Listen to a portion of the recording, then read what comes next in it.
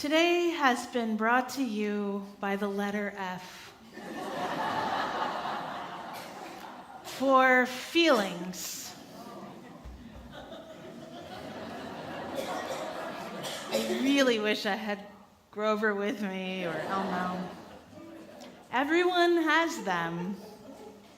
In a week such as the one we are facing down, feelings will reign supreme over our actions and our interactions. What is in the backpack you carry this week? And how can you lighten someone else's load? Those are the questions for today. So what is in that backpack for you? Anxiety? A short fuse? Quick to anger and frustration?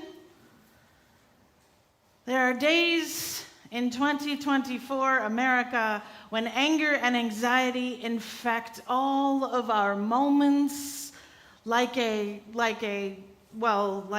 virus. I voted last Monday, and what I experienced rattled me for days. I was waiting on the line to vote, and our line twisted outside for about 45 minutes. Great news. The older white man behind me was on his phone, talking not quietly, but still, we were outside.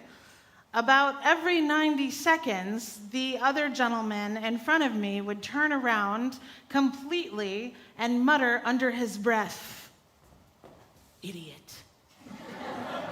Although that was not all he said, there was another word. Every 90 seconds. After the fifth round of this, now remember, I was where? In between this, okay? So after the fifth round of this, I stepped out of line and moved back about 5 people in front of a younger couple. "What are you doing?" the guy demanded, this younger couple. I was in front of you already. I just moved a little bit. Now I'm like right in front of you. Is that okay? Why? What are you doing? Why are you doing this? Why do you need to be here? The vibes were just bad up there. Can I just be here? He was about to say no. He was about to say no. Gosh, your laughter is really interesting. I was deeply disturbed by this. The girl he was with poked him and said, "I guess so." Well, by Tuesday, I was thrown way off of my center. Until I remembered the feelings wheel, the one that is posted on the wall of the Tucker Rec Center, where sometimes I take classes. And I read on that feelings wheel that anxiety and anger are emotions that cover deeper emotions, grief and loss. And perhaps if we really look within, there is a grief underneath that anxiety.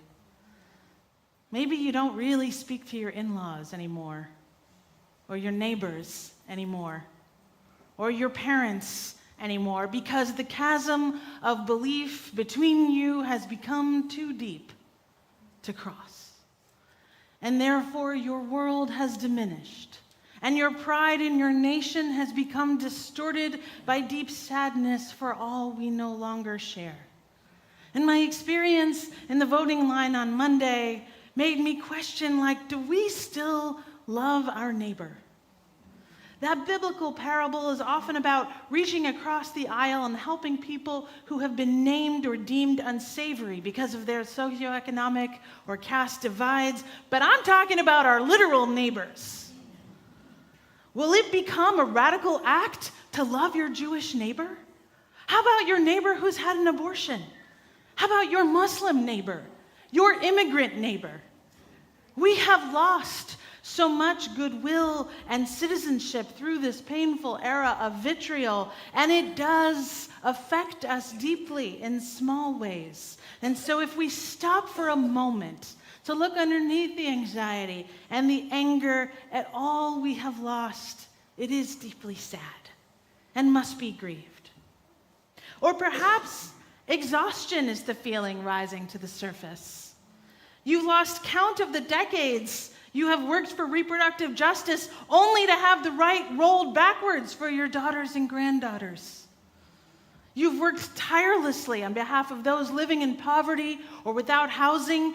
As our economy becomes more and more bifurcated, you wonder if our nation can maintain its compassion for the most vulnerable, or if it was ever there. You've advocated and worked for peace in the Middle East your whole life. Well, how many times can a broken heart put itself back together again? The exhaustion is more than skin deep. And let us make room for other emotions today, too, other feelings.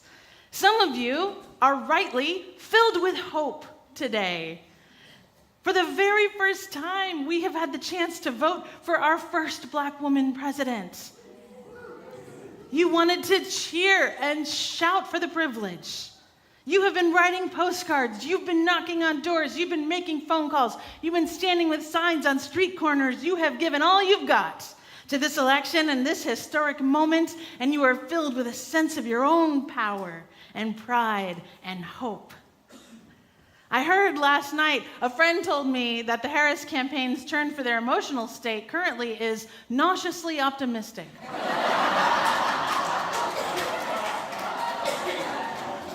Thanks, Brian. But whatever we are feeling, our emotions are not small. We are not safely surfing the waves just a little bit above the crest. No, we are in the depths of whatever emotion. Our nerves may be brittle, or we may feel like we are drowning in worry. But just like going on a bear hunt, we can't go over it, we can't go under it, we have to go through it, friends. The question before us is how? And how can we lighten that load for another? Let us make ourselves and encourage each other to be spiritually prepared for the week ahead. But the good news is you already have everything you need. It was said that when the Israelites crossed the Red Sea in the Exodus story, the sea did not open up all at once. The water receded for the people one step at a time. And so each singular step across the Red Sea was an act of total faith. Just one step into that vast ocean, and the water receded. And then the next step. Then rose up behind the people on their long walk to freedom, the water blocking Pharaoh's army. But the waters crossing never got easier. It just came down to putting that one foot in front of the other and trusting that rather than being overtaken by the ocean's pull, that God's presence was with them on their terrifying path to freedom. And the other remarkable feature of that Exodus story is that the people did not go it alone. They had the miracle of each other's presence every step of the journey. So what can we pull from this ancient story of people suffering under the heavy thumb of empire, trying to get through the worst, hardest part of their journey? The faith required to get through was just the rigorous, measured pace of one step at a time. And they only got through it together. We are spiritually well-resourced. You are. When we find our faith shaky or our emotions, our feelings overwhelming, we have a full tool belt's worth of spiritual resources at the ready. And like I said earlier, this is race day or week. It's what we have all been training for. So if you have a meditation practice with journaling or poetry or just sitting in silent focus, activate that presence starting tomorrow. If you have a yoga practice you have not been keeping up with, it is time to schedule some sessions this week. If you need to get out into the woods and practice Shinjuku, the Japanese practice of forest bathing, and connect with beauty, make your plans now. If you need to be surrounded by your closest friends, don't delay. Call them up now. If you need to be baking bread all morning on Tuesday or Wednesday, go get those ingredients and make your plan. This is back to the very basics of spiritual care. I mean, this is like just remind yourself that to drink water, have water nearby, and replenish ourselves. Remind one another to breathe.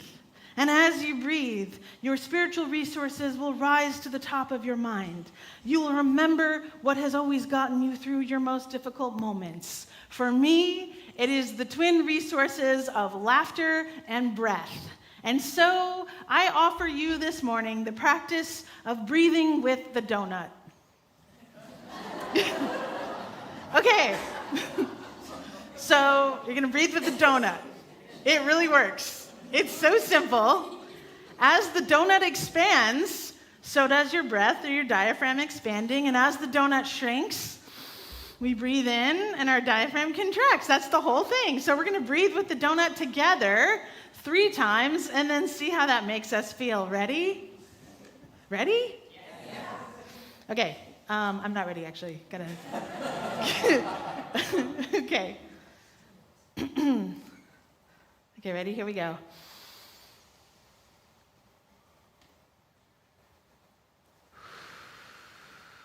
It's big breathing.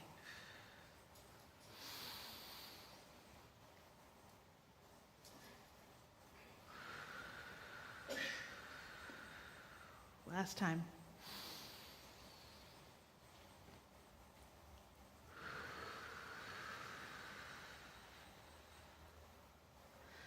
Thank you to the ancient yogi from the mountaintop who discovered breathing with the donut, I assume, how that went.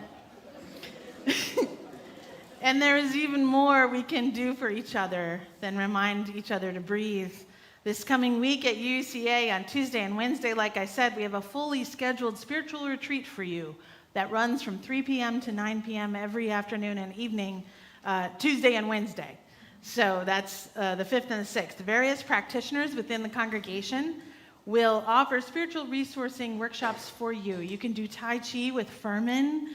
You can do restorative yoga with Laura Beth, guided meditation with some of our lay ministers. We will have some free spirit soul dancing if you need to move your body. We'll do ritual together and light candles of intention and hope. We'll break bread together on Wednesday evening, and we'll have game nights into the evening both nights. We've released the schedule in the weekly update, so please take note of that. On Wednesday evening, we'll gather for a potluck meal, and game nights, like I said, you can bring snacks to share to the game nights and beverages if you're coming. But just know that you have a choice for how you enter this week ahead. You always have a choice. Now you can stay home. You can watch returns a couple of feet away from your TV screen, taking your pulse intermittently and falling back on various coping mechanisms, be they potato chips or whatever, that's fine. Or you can carefully guard your own energy. You can take responsibility for the election you want to experience. You can take one step at a time into the vast ocean, and you can do it together with your people. Guarding the One is a term which originated with Taoist masters in ancient China. The One refers to the universal energy, or qi, from which all forms arise. Tao, the great way as it manifests in the energy of qi. Guarding the One is a meditative approach involving deep concentration and building inner energy, cultivating and keeping qi within the body. When Buddhist masters came to China, they were exposed to the native Taoist traditions, and the result then was a new style of Buddhism back in those days known as the Chan, later became Zen in Japan. Early Chan masters borrowed this idea of guarding the One from Taoists and used it to mean focusing the mind single-pointedly, stabilizing and calming the mind through focus, quiet, and breath. So consider what it might feel like to spend your week guarding the One. The Buddhist nun Pema Chodron writes, "If we are hurting enough and we really start looking for the source of our pain and what we can do about it, it goes far beyond just wanting to feel better ourselves." In Buddhism, This is called the Bodhisattva ideal. We talk about it as warriorship, or you might say spiritual warriorship. At its most basic, it means working on ourselves, developing courage and fearlessness, and cultivating our capacity to love and care about other people.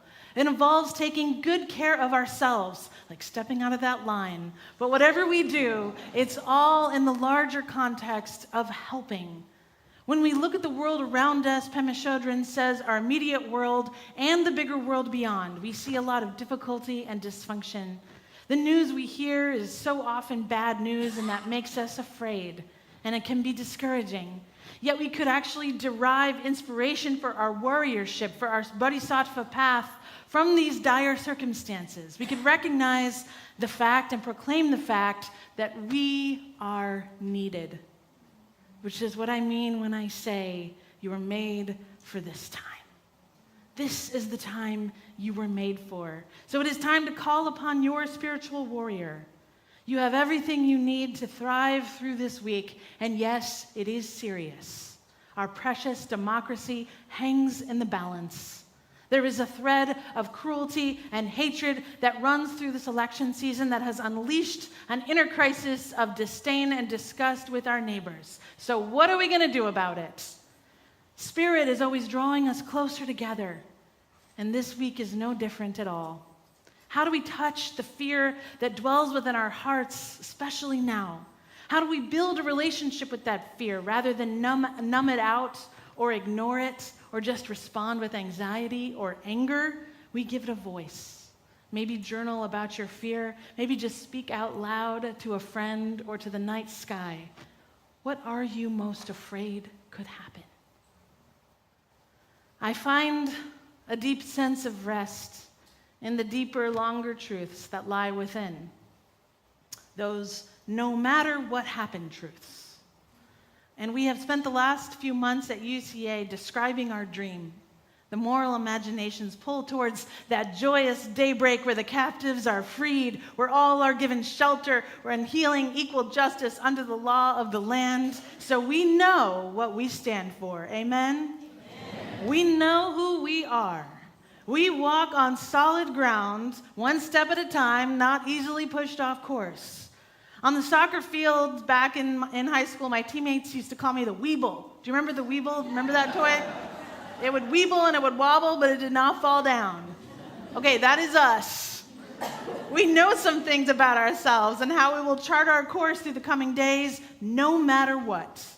No matter who wins the presidency, we will love our neighbor. Amen. No matter what. We will welcome the immigrants no matter what. We will fight for reproductive justice no matter what. We will stand up for the dignity of transgender folks no matter what. We will practice an ethic of living lightly on the earth no matter what. We will practice loving kindness with strangers we encounter, no matter what. We will care for the elderly, no matter what. We will be compassionate with each other in community. No matter what. We will work to expand voting rights in Georgia. No matter what. We will learn and speak out against racism and white supremacy wherever it may lurk, including interrogating our own behavior. No matter what, come hell or high water, come threat of violence or actual, come the best case scenario, which is an administration that continues to commit and support human rights atrocities in Gaza and the West Bank and other places around the world, we still have the work that is ours to do. So by breathing with the donut or with the friends, by practicing deep compassion for ourselves and profound kindness with each other, we will walk across this ocean together, single step by single step, guarding our energy, remembering our deepest commitments to be love, to act from a place of love. Every new encounter bringing a new opportunity to carry one another's load for a little while, to lighten our own. We know where we stand, so let us stand together.